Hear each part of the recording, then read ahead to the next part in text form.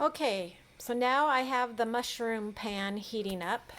My flame's probably a little too big. And in this cup is the veggie water from cooking all my vegetables, so I'm going to use that water. I have my mushrooms, I have tongs, and something to just mix with. And I'm also going to get from in the refrigerator coconut amino acids. Coconut amino acids.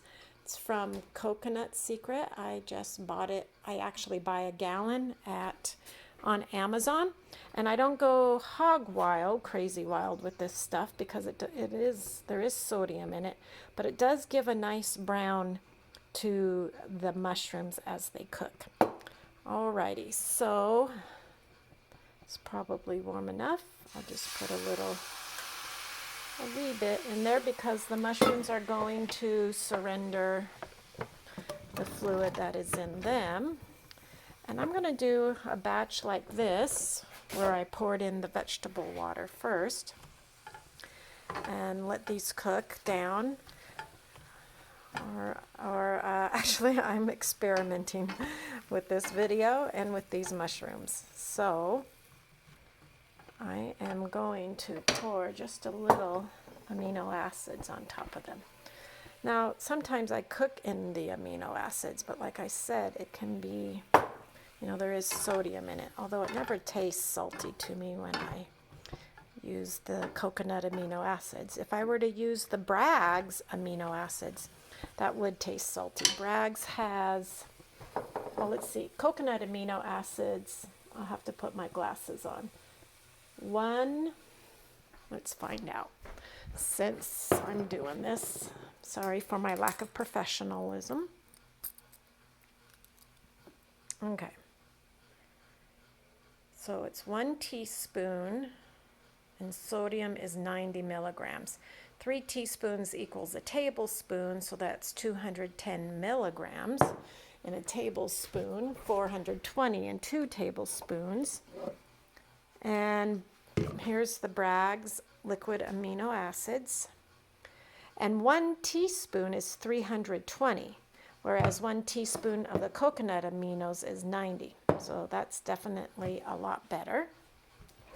Okay, let's go back over to the mushrooms. Oh, I see there's a way to pause. Okay, so just going to mix those around, coating them both with the vegetable water and with the coconut amino acids. And I actually like to cook on higher heat. So even though I think technically you're not supposed to do that with this pan, I just am an impatient cooker, and so I do. And so what I'm going to do, or what's going to happen, the mushrooms are going to begin to release their fluid. And yes, I could put a lid on these, and I just might for a couple minutes. But I don't leave the lid on, so this lid technically, obviously, doesn't fit on there, but it will do the job to capture the steam. Okay, so now I'm taking the lid off. Let's take a look. There is some more fluid beginning to be released from the mushrooms. Now, you had talked about wanting to get that brownness to the mushrooms. And of course, they've got to cook for a while, release more fluid, and then it's all about, at least in the past for me, it's always been about cooking the fluid off and getting to this point where there's a different texture in the pan and having them brown. So I'm hoping to be able to do that for you today. We'll see what happens. Now I've checked again and more fluid's being released. Now my husband, he likes to just cook his mushrooms until they're completely cooked, but he doesn't mind having the fluid there so they don't turn brown and the slightest of a crunchy friedness to them. But I do like, in the end, it doesn't taste crunchy. It just looks crunchy, I suppose. So I'm going to let these cook a little bit more because I do want the mushrooms to be finished, but then the time comes when I need to cook off the water too, the fluid. So that's what I'm going to do now. I'm going to leave the lid off and let the fluid start evaporating off while the mushrooms cook. All right, as you see, there's still fluid, but it's beginning to evaporate on the sides, and it's the sides where that change is going to occur in the beginning. And I honestly don't know if the mushrooms make the water brown. If I had not used the amino acids, of course I did add a little bit of vegetable water, so it probably already had some color change. But definitely the amino acids are brown, so that's probably where that's coming from. Okay, so now it's beginning to cook more. The mushrooms are looking well cooked. And I apologize, I don't recall, so that's something I need to start doing, is writing down and practicing why these things are good for us. I mean, I know they're good, but I don't keep the chemical words in my brain for why we need mushrooms in our daily diet. Okay, I'm going to let that cook a little bit more. I'll come back. Okay, so right along the edge here, you see that scummy stuff. This is what I'm looking for. So it's starting at the edge. It could mean that I cooked too high, but that's what I like to see happen. I'm turning the heat down just a smidgen. Oops, lost the mushroom there. Put it back in. I always rinse my mushrooms before chopping them. Get off the little soily stuff that is there. Okay, so I don't know. Some days I don't get my mushrooms to brown. And so we'll just see if it's going to happen. It could be using this pan. I don't know. Last time when you came and saw those golden mushrooms, I was using my roasting pan, a Teflon roasting pan, and I hear people say we shouldn't use Teflon, but it's what I have. That's my giant pan when I was cooking 6 pounds of mushrooms. Okay, so the water has evaporated off.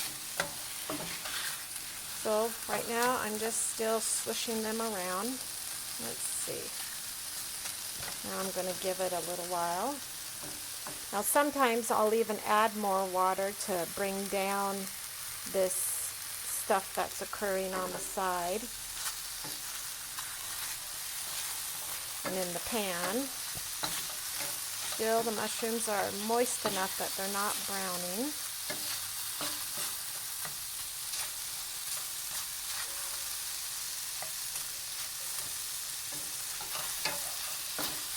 Alright, so I need to let them sit and brown. Be patient with them.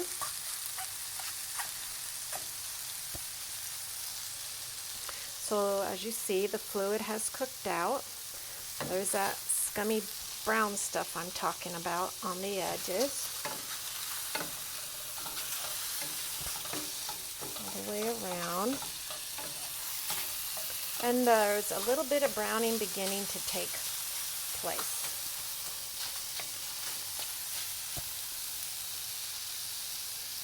You can see it right there, up close. There we go, that's looking good. Oh, there we go. And now they're beginning to smell good too, to me.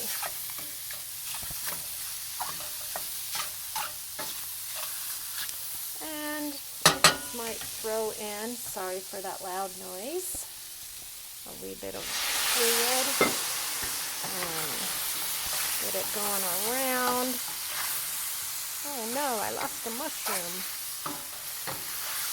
Oh boy, I'm not the best cook. I never said I was. I'll get those put back in.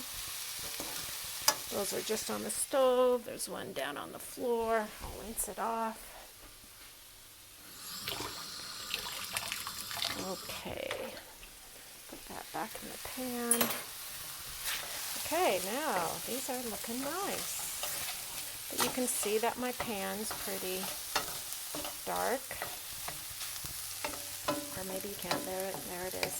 One hand to hold, one hand to mix with. Alrighty, beautiful.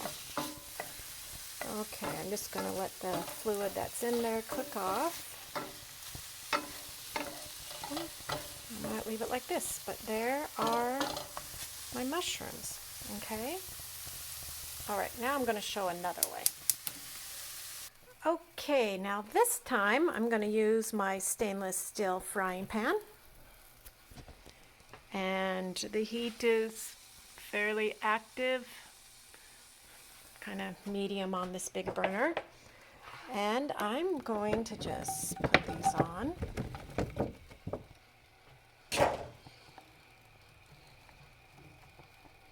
Let's see, those last mushrooms, here they are.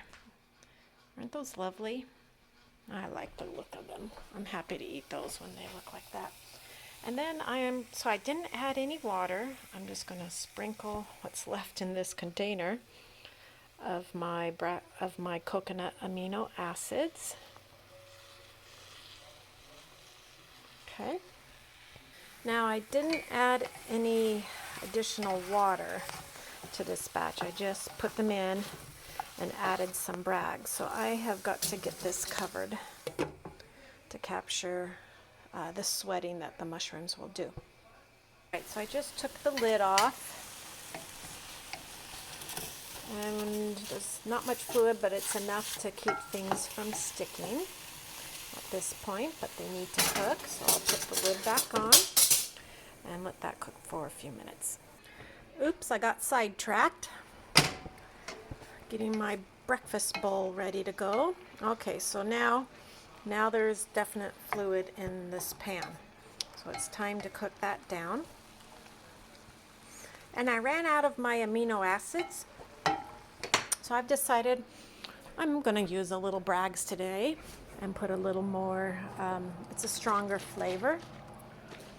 But I'm not going to do that until the fluid cooks out. All right, I've turned up the heat and get these guys cooked, get the fluid out. They're cooked. I just need to get rid of the fluid.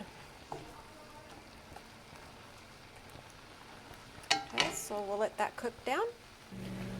Alrighty, so I turned up the heat almost full. It's the big burner under there. And you can see how the bubbling is beginning to occur at the sides, probably because I have the heat too high, but that's me. And the fluid's now cooking down.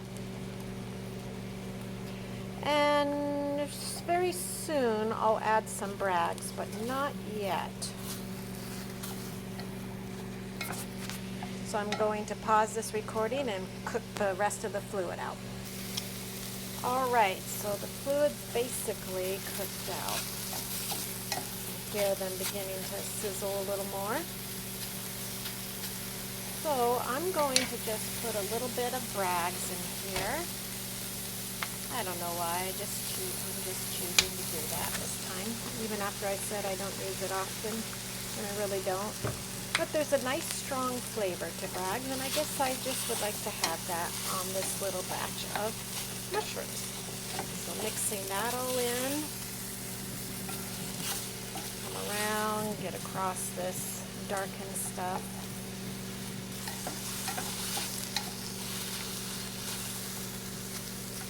Maybe turn the heat down to focus it more on the bottom of the pan instead of the sides. Which is probably why that browning takes place, but I don't honestly know. Okay, so now it's time to let these guys brown up. Plus the Bragg's using the amino acids, it makes the mushroom a little browner. It does add sodium, and I might regret it, especially if my husband eats all the mushrooms.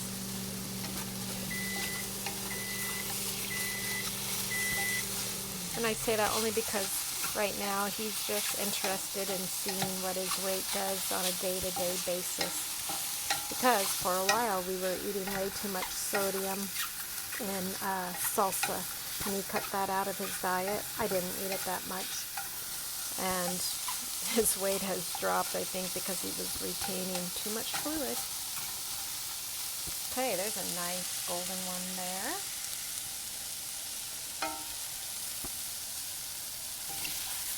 And the microwave is just finished with my big bowl of breakfast, which includes about maybe 2/3 of a cup of brown rice, maybe a half a cup. I'm not good. I didn't measure it. It has mushrooms, it has asparagus, collard greens, Swiss chard, bok choy, carrots, leeks, celery, broccoli, cauliflower, cabbage. And I'm going to put some vinegar on it, a flavored vinegar of some sort, and call it good. All right, there you go, some more mushrooms. And I'm just going to leave them in the pot, and they can sit there. That's it on how I cook mushrooms.